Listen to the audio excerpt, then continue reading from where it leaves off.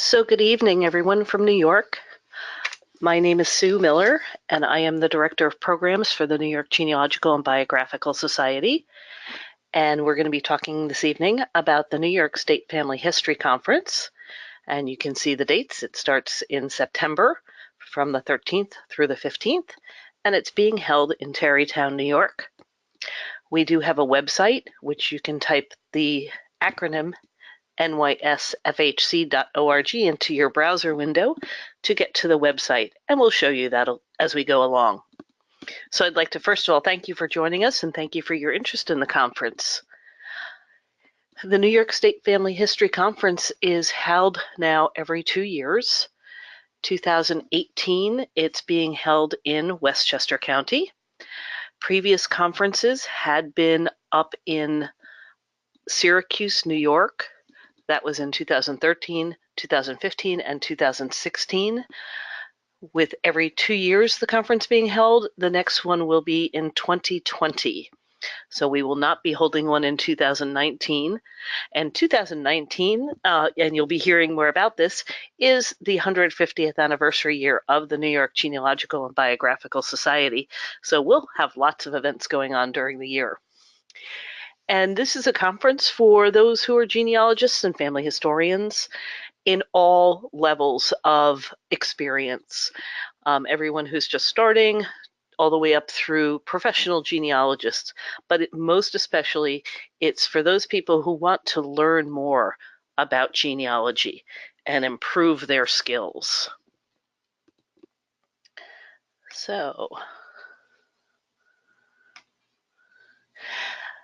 you may wonder who attends a conference like this. Well, we'll probably have about 500 people from around the United States and probably some from Canada as well. I know at least one of the exhibitors is from Canada. And as I said, all levels of experience in an event like this. We also have lineage societies who will be there and exhibitors who have a wide range of products and resources that you are probably interested in hearing about. Go into that a little bit more in a few minutes. So there are some new things coming this year. We do have what we're calling our NYSFHC, that's New York State Family History Conference, the acronym NYSFHC notes. Each person who's a paid registrant will receive a $10 NYSFHC note, and you will redeem it in the exhibit hall, and you'll get $10 back. So we'll hope you'll enjoy the exhibit hall. The event is held in Westchester County, as I said, September 13th through 15th, and it's at the DoubleTree Hotel in Tarrytown. And again, as I said a few minutes ago, the next one's not until 2020. So if you want to come to a conference like this in New York, don't miss this one. You don't want to wait 2 years. Tarrytown is along the Hudson River. There's easy access by car or train. You can fly into most of the major airports. And right now we are fairly full with rooms at the DoubleTree. We are working to add additional rooms to the conference rate. And we are also looking at additional hotels to add hotel rooms for those of you who would be coming in from a different area. But for many people from Long Island or New Jersey, Westchester, across the river in Orange, Rockland County, it's a really easy drive straight over the Tappan Zee Bridge. So here is where Tarrytown is. And you can see by the star right up in here, that's where the hotel is. Going down the Hudson River, here's Manhattan down here. And LaGuardia Airport's right at the bottom of the map here. And you'll also be able to fly into the Westchester County Airport, which is just off the screen here, or actually probably right about there. You can also see it's a quick drive up from Long Island or across the river from northern New Jersey and across the Tappan Zee Bridge here. With this blow-up map here, you can see just right next to the Tappan Zee Bridge this is where the DoubleTree Hotel is. So that's a really pretty convenient location. And we are also not very far from the Westchester County Archives and some wonderful places to go visit, including the Lyndhurst Mansion. So it's very centrally located downstate.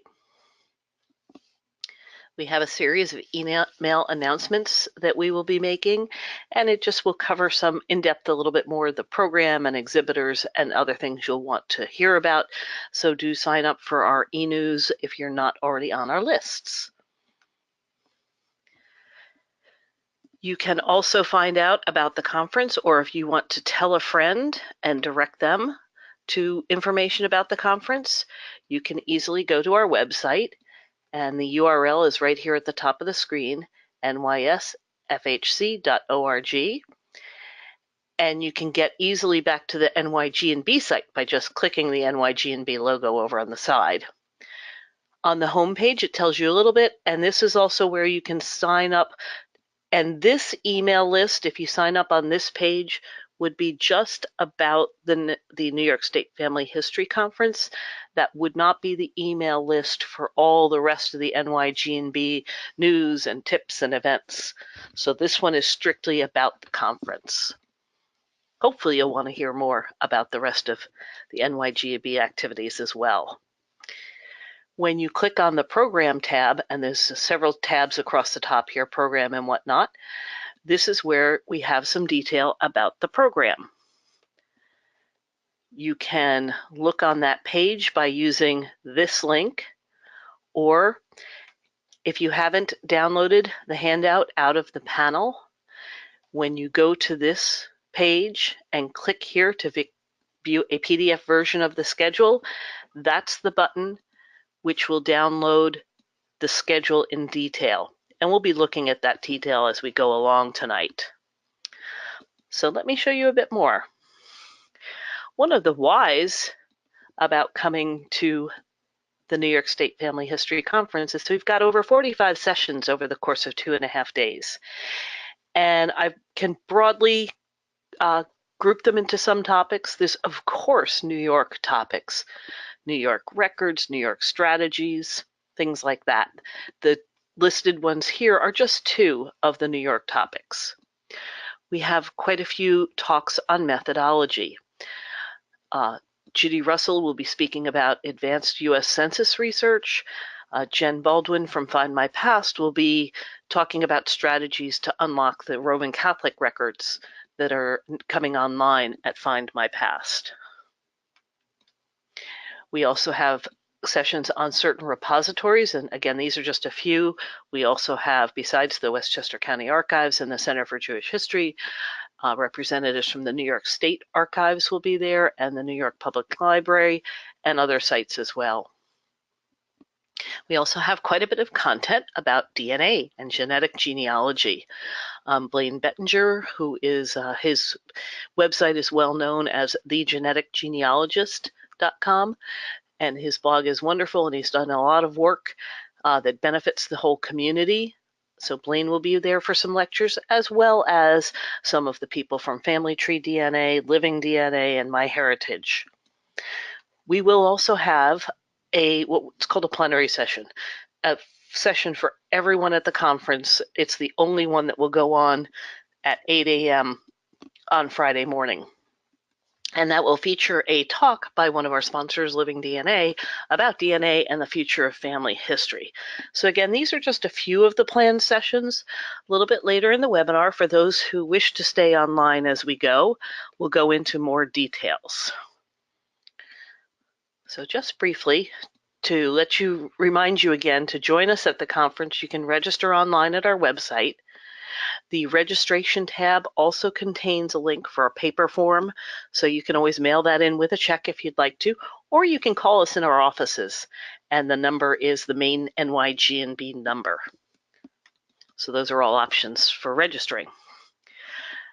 So I'm going to give you quickly an overview of the conference. On Thursday, the conference will really start at noontime when the exhibit hall opens. There are some optional workshops that a number of people, but not everyone, will be able to go to on Thursday morning. That's also when the exhibitors will be setting up in the exhibit hall. So the main thing is it starts noon and the sessions start about an hour later. And one of the reasons for that is it will give you, if you're traveling, time to travel in on Thursday morning, if that works better for your schedule. Friday is an all-day thing. We have an opening session at 8 a.m. There's morning sessions. There's a luncheon event, which is separately ticketed. There are a series of afternoon sessions, and then there is an evening dinner as well on Friday.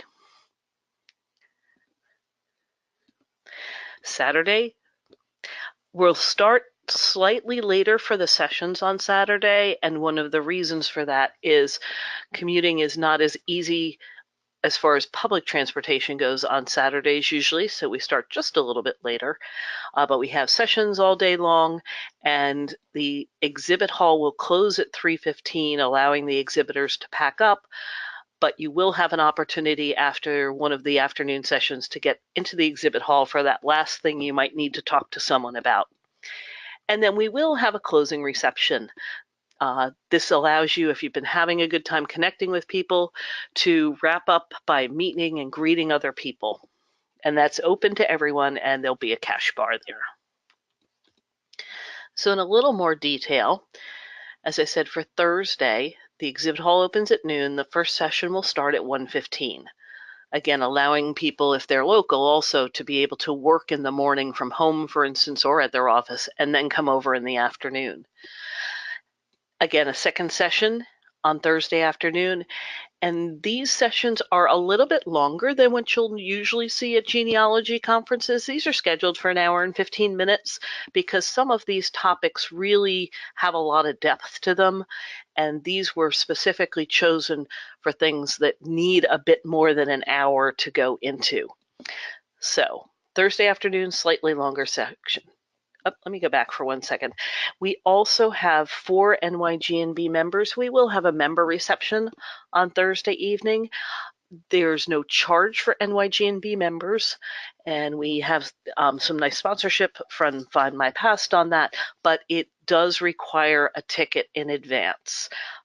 We'll need to know how many people, and it is open to NYGNB members. Friday, we start bright and early in the morning with the plenary session at 8 a.m. That will also have a few announcements by the NYGNB. The exhibit hall will open at 9, and then we go into conference sessions as well. And we'll go into these again in more detail later. The luncheons and the dinner, this Friday luncheon and the Saturday luncheon and the Friday dinner are separately ticketed. We've basically just done a pass-through of the cost from the hotel, not an extra amount for the talk that accompanies the event, but not everyone will be able to come to or will want to come to the luncheon, so there is a long lunch break so people can actually go off-site if they wish to have lunch.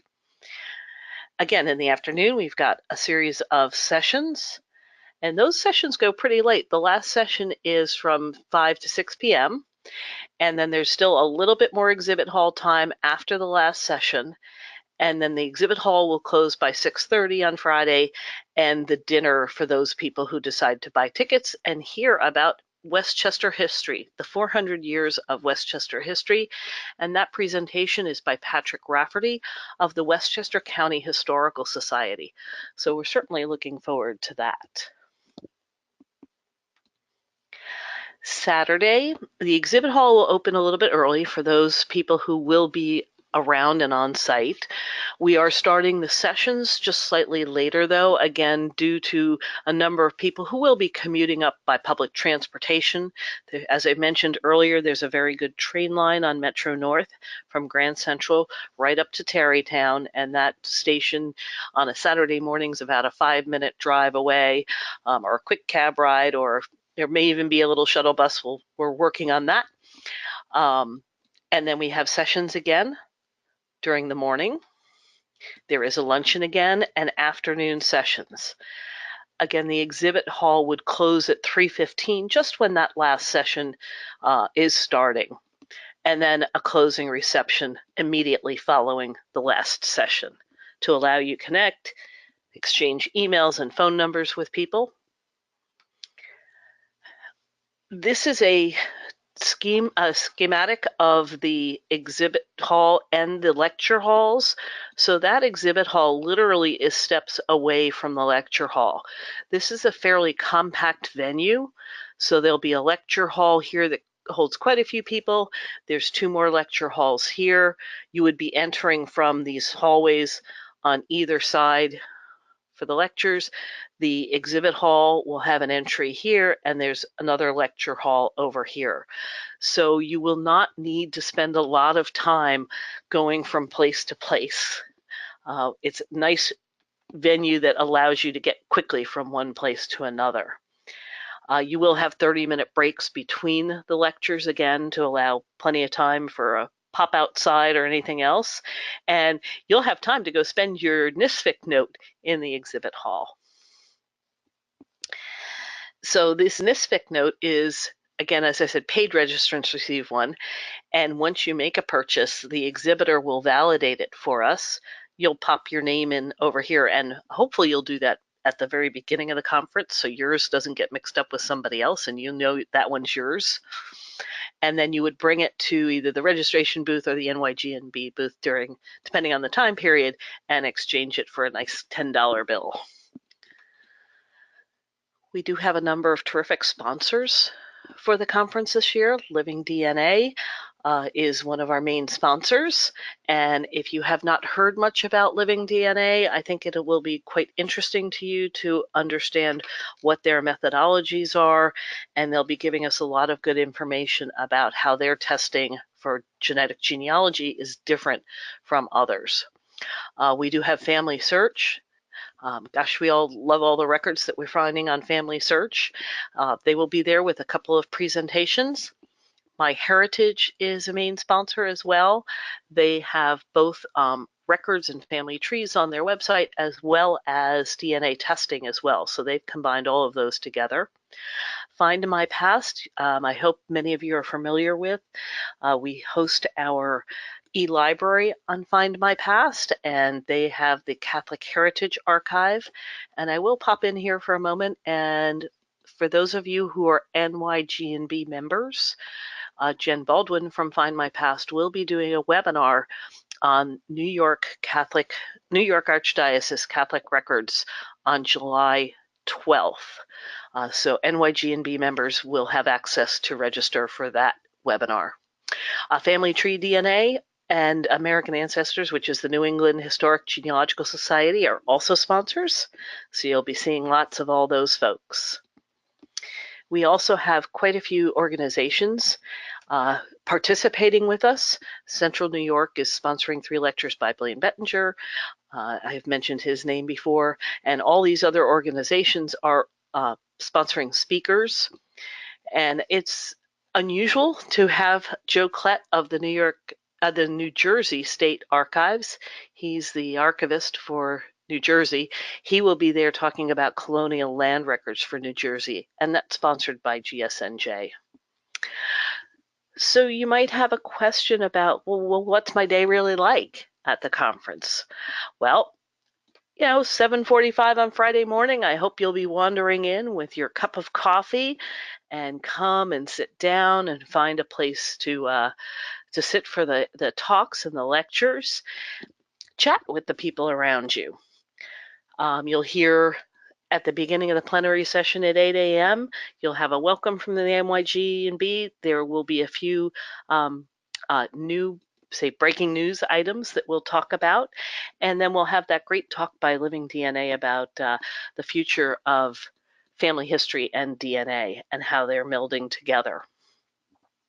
At 9:45, by then you will have to have decided which of the 4 talks that are being given that you would like to attend.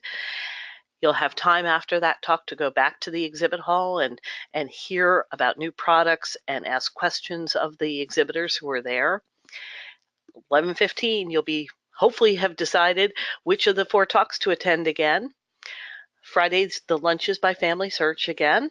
Back to the exhibit hall or take a walk on the lawn outside. Sometimes we end up with too much time indoors on a conference like this, and there is a lovely venue at this hotel, so I hope you'll get outside as well. Afternoon, you've got 3 more talks, and then the dinner presentation, and then if you're like me, you'll be ready to collapse. It'll be a long day. So if you're ready to sign up, or some of you have already signed up when I looked at the attendee list for this, the early registration for NYGB members is $165, and that lasts through May 31st. So you've just got 2 more weeks to sign up at the early bird rate. For non-members of the NYGB, the registration is $195. Again, that's the early registration through May 31st. Then the regular registration goes up to $195 for NYGB members and $215 for those who are not members. And again, the meals and workshops have additional tickets. So to actually register when you're on the site, you can go to the event registration on the NYGB page, or onto the NYSFHC site. And don't panic when you see this. In order for NYGB members to receive the member discount, NYGB members have to be signed into their account. If you're a non-member, you just click on that little arrow up there and this box will go away. So once you go through your registration process, you'll have your emails reminding you when and where to come. When you come on site, you'll do on-site registration and you pick up your credentials. It won't look exactly like this. This was from another event that we just slid onto all the ribbons, but you'll have a credential that you will wear at the conference. So it has your name so everyone knows who you are and you can easily introduce yourself to others, and that will allow you into the lecture sessions. If you purchased meals, meal tickets, those will be picked up at the on-site registration. And if you wish to receive the syllabus on the flash drive, you'll get that at the registration table as well. Speaking of the syllabus is the entire series of handouts for each of the sessions. It'll include the schedule and conference information, and it will include information about the speakers, the sponsors, exhibitors. It'll have a little map of the rooms where things are being held. About a week before the conference starts, registrants will receive an email with a link to the syllabus. You'll be able to download the syllabus in advance, put it on your computer, put it on your tablet, put it on your phone, whichever is the easiest access for you. And you can keep it on your home computer too. And as I said, flash drives will be available at conference check-in. If you do want the print version of the syllabus, that needs to be ordered and purchased in advance.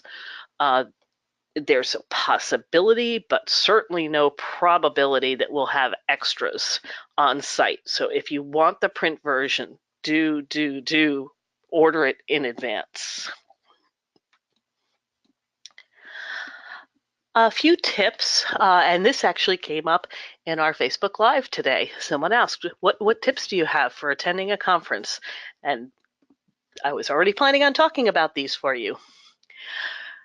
One of the best things you can do is review the sessions in advance and make a tentative plan for what you think you'd like to go and listen to.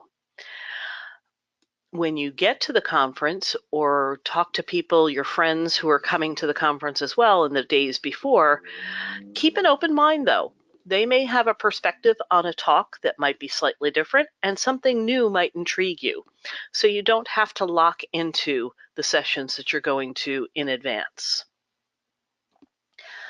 The other thing about talking to the other attendees and researchers that you'll meet is that many of them have knowledge and expertise in a particular area, and you might be able to learn a lot from them as well. You might get tips on a particular archive they've been to, a particular record set that they have found particularly useful. So chatting with all the people who are attending the conference is a great way to learn as well. And for many people, if you arrive early enough to at least walk around and see where the sessions are being held, that saves you a little bit of time later. As I said, this venue is very simple. It's all very compact, but especially if you go to larger conferences, sometimes things are upstairs or downstairs in large conference venues, and you might need extra time to get somewhere. Not the case for the New York State Family History Conference, but other conferences, that's a good thing to do. And if you're not attending the luncheon events, for instance, you want to check what your lunch options are, including off-site locations. There is a restaurant at the venue, but I'm guessing that might get a little bit crowded. And if it's a nice day, you might want to pop into downtown area of Tarrytown or down to Irvington or something to get away from the venue for just a little bit. We'd also say bring a water bottle. The picture you're seeing here is the lawn area just outside where the conference sessions are being held. So getting out into that beautiful garden is certainly a great idea. And that picture was taken last September, same time that we're holding our conference this year. As I said, we've got the 4 lecture halls, and it is the Grand Terrace here. That picture was just taken from right about, I'd say here, just off the E, looking out onto this beautiful lawn here. And those were the hotel rooms you see all the way around the edges. So things are nice and close at this conference. We will be needing some volunteers. If you would like to help with registration, or our room monitors who do sound checks and check the credentials as people walk into the sessions, you can email us at nyconference@nygbs.org. And we're going to pause for a moment here while I check for questions before we go into a more detailed look at the sessions. So hold on just a minute.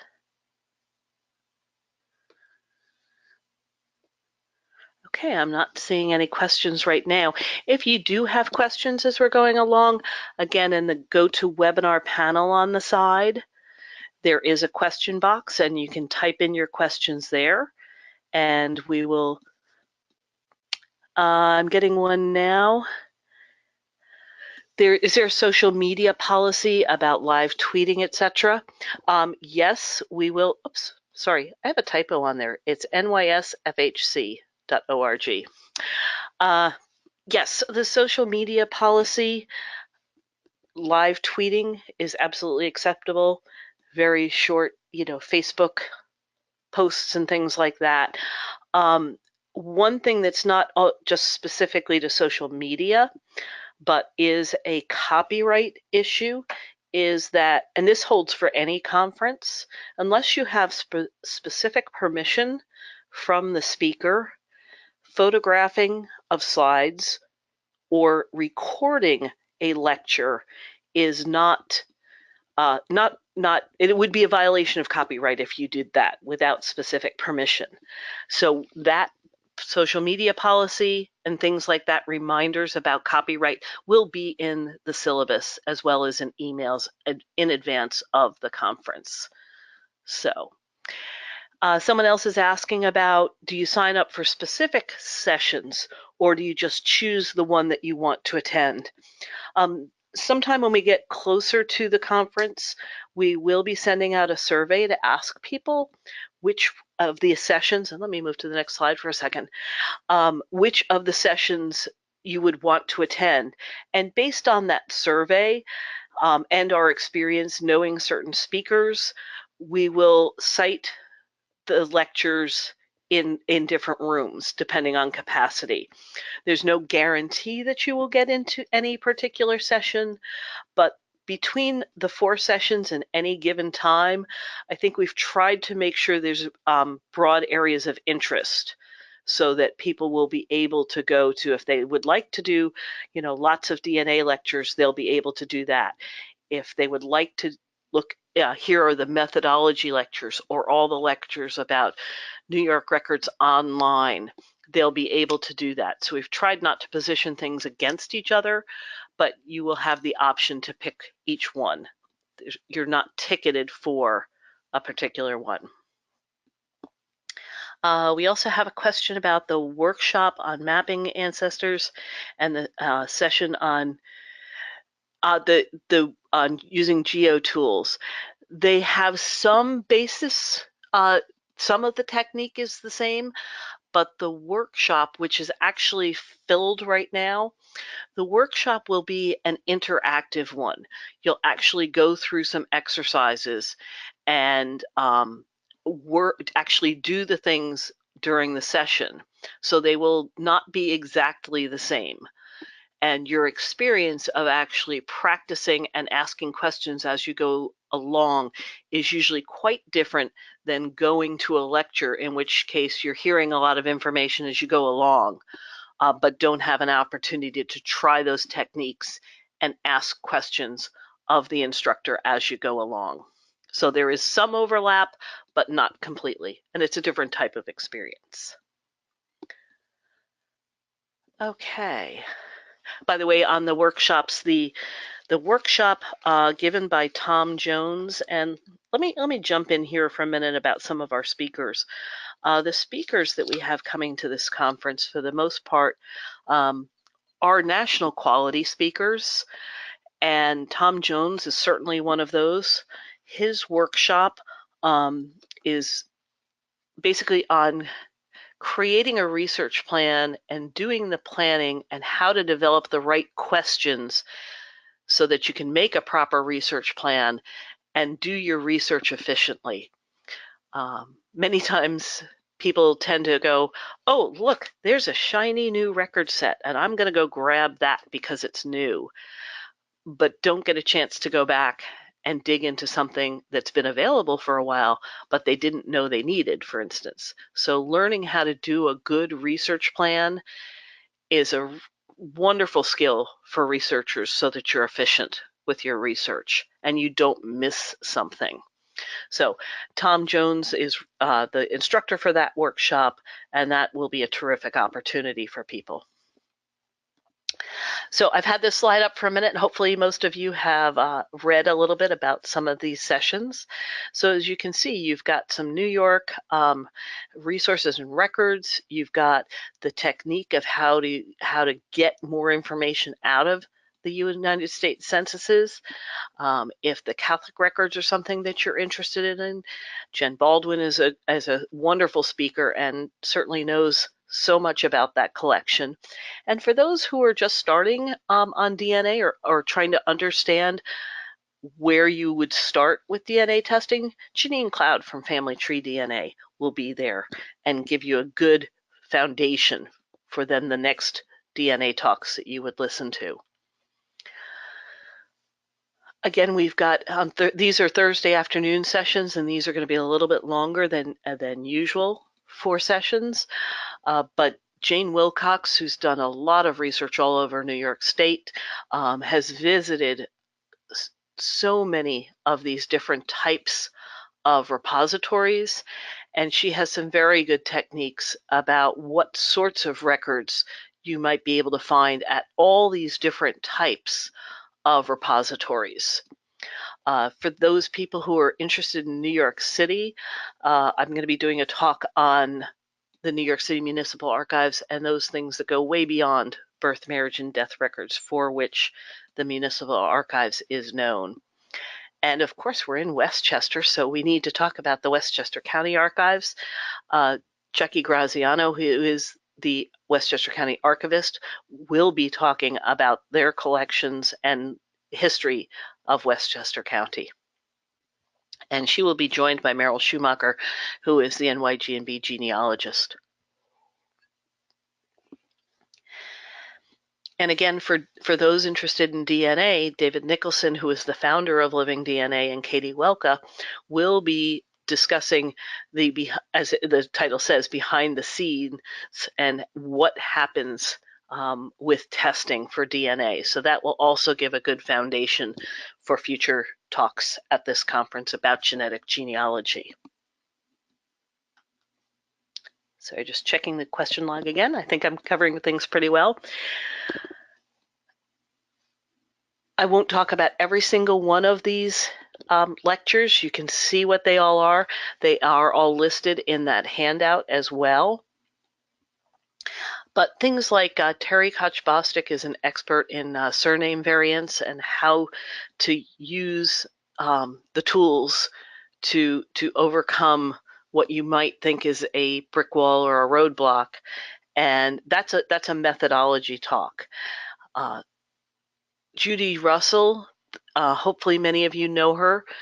She has a blog called The Legal Genealogist, and she talks about all sorts of issues. And Judy also talks about DNA most Sundays in her blogs. She'll be talking about early court records in New York. And court records in New York can be quite confusing. There were many courts. The courts changed their names. They changed the types of cases that they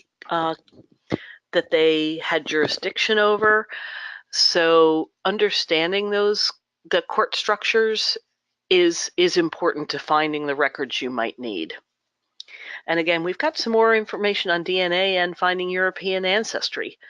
So that sounds like a really interesting one. I think I'd like to attend that one. We'll see how that goes. As was asked about the workshop that is already sold out, Fred Wirtz will be talking about geotech tools and using those to map your ancestors and also using that to solve problems. We have a sponsored lecture by the Jewish Genealogical Society about finding your own Jewish roots, and Lauren Orenstein is going to be doing that one. She's a great speaker. And as I mentioned earlier, Joseph Klett from the New Jersey State Archives will be talking about land records. Mike Mansfield from MyHeritage will be talking about some of their tools and how to employ them, as he says here, to maximum effort and effect. That's what I like to know, is how to use the information we have efficiently. We do have a professor, Edith Ann Quinn, coming in to talk about the African American Hills community. The Hills community was established well before the Civil War, but a number of men went into the Civil War service, and what happened to that community after some of them migrated out of the community. So there's a local history talk as well that should be quite interesting. I mentioned Tom Jones before. He is also giving a lecture, and this one sounds like something I could certainly use, converting a bunch of information into a credible conclusion. Many of us keep gathering information. The technique that you need to start to do to synthesize that information is something that Tom can explain well. And he is a terrific lecturer. So if you need some beyond the records that you've found, that's a great lecture to go to. And of course, Blaine Bettinger is are you doing everything to identify your DNA matches? I think those two may be up against each other in the schedule. I would have a really hard time deciding which of those or the Hills Community lecture to go to. So, and then you have Meryl Schumacher doing pre-1850 New York City methodology, which is another area that lots of people need to go and tackle more. So again, really hard decisions as to which of the sessions you would want to go to. Here's one I think that a lot of people will be quite interested in, the New York State Archives records on Ancestry.com. So we're going to get some new information from the New York State Archives about their digitization agreements with Ancestry, or learn more about it if you don't know too much about it, and what projects they are currently on. So what is coming down the pike from the New York State Archives and Ancestry? Many of us visit cemeteries. Judy Russell is going to talk about that. That's a fascinating subject for many people. As well as, again, back to the DNA and why DNA. that testing is only available at this point from family tree DNA. The other companies don't have the depth of test. Even if you get a haplogroup or something else in another test, for a full Y-DNA test, family tree DNA is the only company at this point to go to. So if you are interested in the male line DNA, that's a very interesting one. And I think he's got some good information coming for us there. Family Search, Mike Provard's a great speaker, and I love the title of this talk, Happily Never After, and divorce records. So he'll be going over some things you can find in divorce records. Josh Taylor, president of the NYGNB, I hope most of you have heard Josh speak before. He's going to be talking about using Ancestry's records online, and including some of the materials from the New York State Archives. And the Center for Jewish History, if you have not been there, I would highly recommend a visit to the Center for Jewish History. They have a wonderful facility there, and they do have resources that can be used for way more than just Jewish ancestry, but have certainly specialty in their manuscript and book collections on Jewish history. So we're very lucky to have J.D. Arden, who works at the Center for Jewish History, coming. And DNA and the Genealogical Proof Standard by Blaine Bettinger. That's going to be another one that I think will probably pull a very good crowd. We all love to test DNA, but where does it help us in actually proving the connections? Sherry Bush from Family Search is going to be talking about the New York records that are on Family Search. So that will be a very interesting one. The Court of Chancery records, as the description says here, there was a major truckloads of records that went from the New York County Clerk's Office up to the New York State Archives. And they have been recataloging them and making them accessible, as well as preserving them at the New York State Archives. And it is a complicated subject.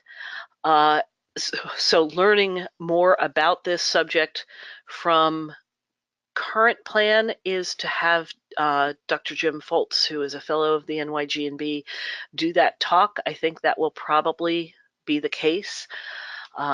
He is an absolute expert in court records. So hearing from Jim Foltz on any subject of records at the New York State Archives is always worthwhile. We'll also, again, have Mike Mansfield from MyHeritage. I mentioned earlier that they are the major website that has DNA connected to it. They've got some really nice technology that will help there and with record sets. So Mike will be able to give us a lot of good information on MyHeritage. And using shared matches and genetic networks. There are some people who are learning this really well, and lots of others of us need even more work on that. So Blaine Bettinger will help us out with that.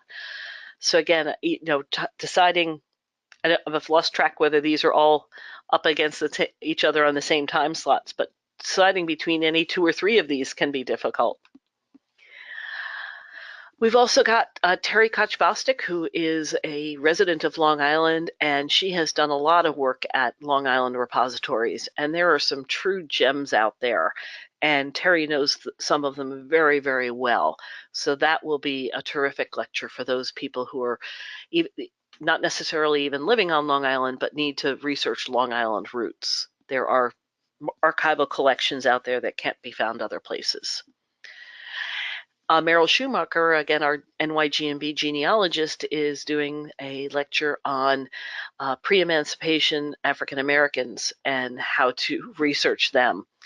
She's done a lot of work on that subject and found really good information, again, about some archival records and manumissions that you would need to dig into there.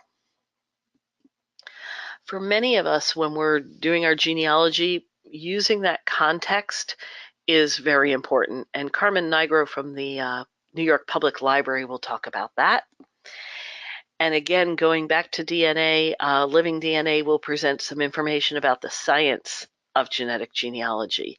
And that's understanding what's behind all of those tests can be important to understanding how to interpret them and use them. We're getting close toward the end of the sessions, and we've gone a little bit longer than expected, but we also are, for those of you who are NYGNB members, we do have a session that we want to make sure that you are using the resources of the NYGNB well. So Fred Wirtz and I will be giving you lots of tips about using our member resources.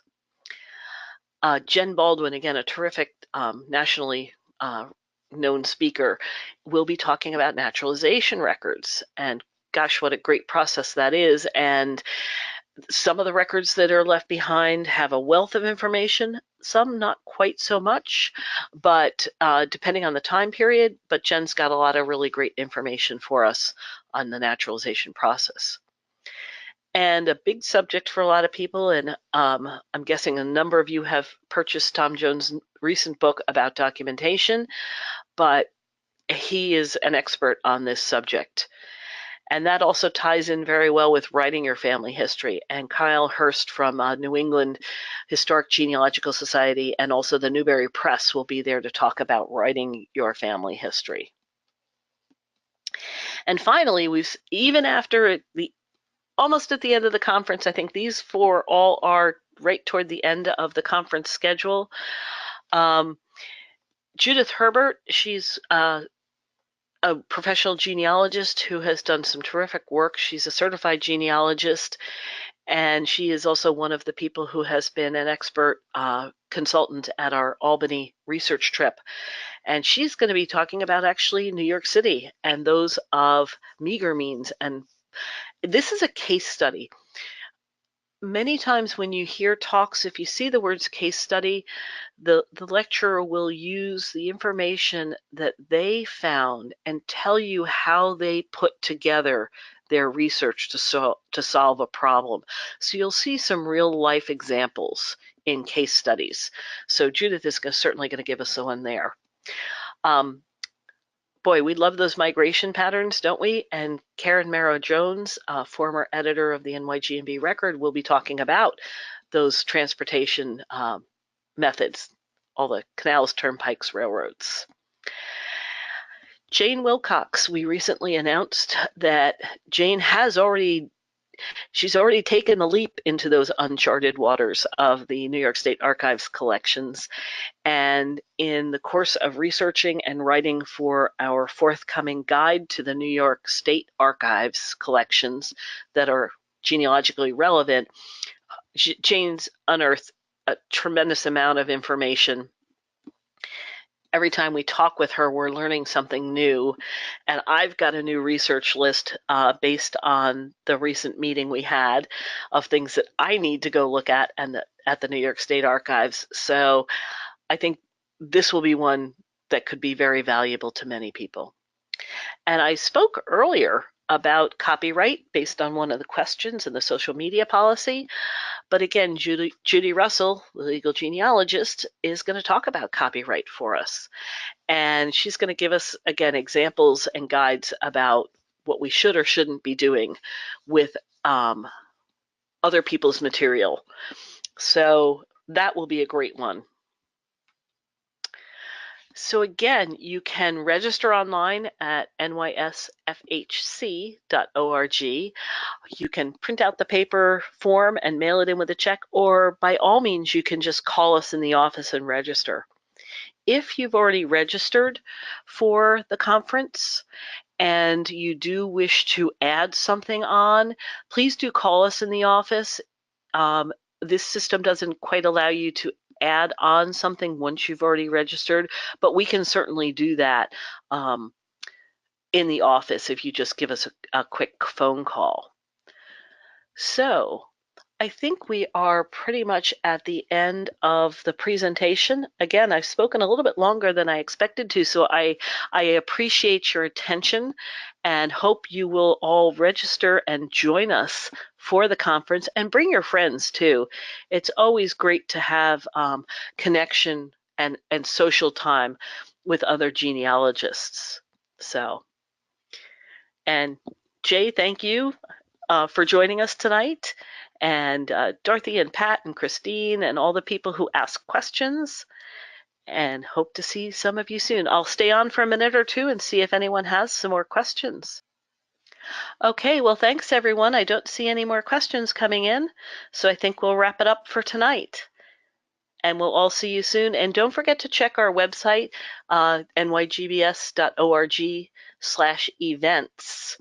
Or just go to nygbs.org and click on the events link, and that will tell you our upcoming webinars, other events that are happening.